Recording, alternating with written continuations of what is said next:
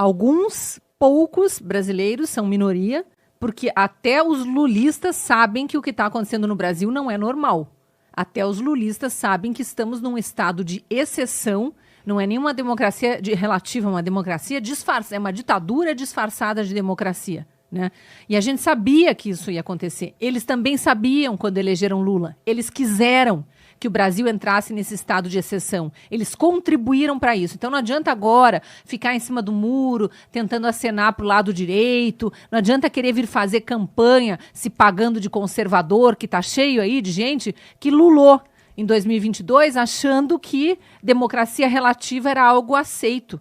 Achando que era aceitável que um comunista assumisse o Ministério da Justiça e saísse bravateando para os representantes das plataformas de tecnologia no Brasil, que esse tempo da liberdade de expressão acabou no país. E tudo mais o que a gente está vendo, né? Aquela farsa, aquela artimanha sórdida do 8 de janeiro, todo o processo persecutório, um processo de vingança, né, com jornalistinha rindo enquanto Lula fala essa barbaridade.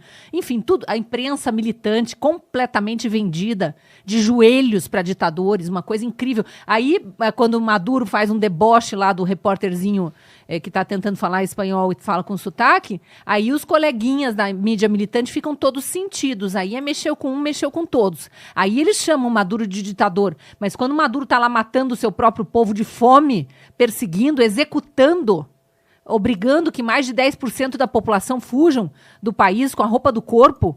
Isso, eu sempre faço a comparação da Venezuela. 10% da população que saíram da Venezuela largaram tudo que tinham para trás para tentar viver, ter um respiro de liberdade ainda em outro país.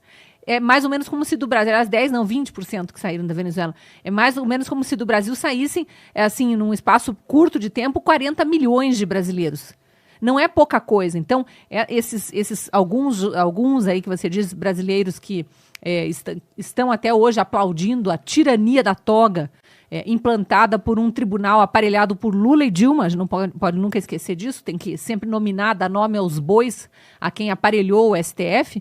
A gente não pode permitir que pessoas fiquem bajulando a título de um candidato era igual ao outro, tinha nojinho do Bolsonaro, aí vê Lula falando essas baixarias que ele fala, e mundo afora, denegrindo a imagem de todos os brasileiros, distanciando o Brasil de qualquer democracia decente, fica só próximo das democracias relativas dos amiguinhos do Lula, né? E aí a gente precisa realmente escancarar. Então, que bom que agora parlamentares brasileiros, representantes do povo brasileiro, estão sendo convidados por parlamentares americanos, a maior democracia do mundo. Até hoje, apesar de todas as crises internas também imorais que os Estados Unidos enfrentam, inclusive por conta, uma parte disso, do governo Biden, esquerdista, mas que bom que parlamentares americanos estão chamando os nossos parlamentares, e tem uma comitiva grande, o Marco vai falar sobre isso já confirmada, para irem lá para dentro do parlamento americano falar a verdade sobre o que está acontecendo aqui. Lembrando que nos Estados Unidos já está com asilo político uma ex-juíza, que a gente só tem que colocar esse prefixo ex aí, porque ela foi aposentada compulsoriamente, estou falando da Ludmila Lins Grilo, e foi aposentada por perseguição política, porque ela criticava, não é nem política, na verdade, ela criticava a ditadura da toga. Ela escancarava os abusos de autoridade cometidos pelos ditadores de toga. E como a maior parte do sistema judiciário, e aí eu incluo advogados, promotores de justiça e juízes de outras instâncias, preferiu ficar calada para não sofrer represárias, a ditadura da toga foi avançando.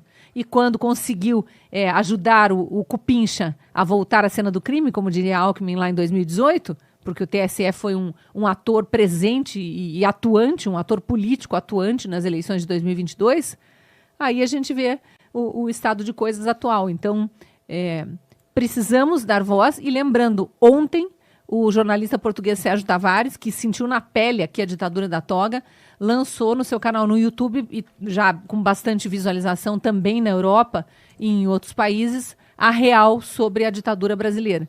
E o que ele viu na rua, no dia 25 de fevereiro, na Paulista.